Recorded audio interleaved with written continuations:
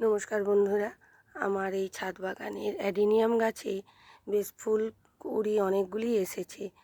বেশ কিছুদিন ধরেই কিন্তু এই গাছটিতে বেশ অনেক অনেক ফুল হয়। প্রত্যেকটি ডালে ডালে নতুন নতুন কুড়ি আসে। ফুল যেগুলো পুরানোতে হয়ে যায় সেগুলো বাদ দিয়ে এগুলো ফুল আবার নতুন ডালে ভরে যায়। সবচেয়ে যে কথাটি হলো, এই গাছকে কিন্তু আপনারা সময় থাকতে থাকতে রিপোর্ট করে দেবেন, না হলে এই গাছ এই রকমভাবে আপনার টবকে ফাটিয়ে দিতে কার্পণ্য করবে না।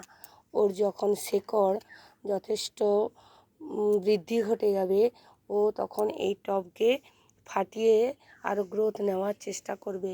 সেই জন্য সময় থাকতে থাকতে একে একটি অন্য টবে দিয়ে দেবেন। দেখুন বন্ধুরা, আমি একে এই টবে ছিল, আমি একে একটু এর থেকে লম্বা টব দিয়েছি। এখন এই মুহূর্তে আমার কোনো চালি টব নেই, সেই জন্য আমি এই টবে দিয়েছি। অ্যাডেনিয়ামকে সবসময় চালি টবে দিলে বেশ সুন্দর দেখতে লাগে এবং ঝড়ে উল্টে পড়ে যাওয়ার কোনো ভয় থাকে না। সেই জন্য আপনারা একটু চালি টাইপের টব নেবেন, নিয়ে তাতে একে রিপোর্ট করে দেবেন। আমার এই গাছটি ফুলে ভরা সুন্দর রয়েছে। আমি একে খুব একটা ডিস্টার্ব না করে জাস্ট এই টবটিতে বসিয়ে দিয়েছি, এইভাবে রেখে দিয়েছি। এর ফুলগুলো হয়ে গেলে আমি তখন আবার একে একটি চালি টব নিয়ে রিপোর্ট করে দেব। কেমন লাগলো জানাবেন ভিডিওটা। ভালো লাগলে চ্যানেলটিকে সাবস্ক্রাইব করতে, লাইক করতে, কমেন্ট করতে ভুলবেন না।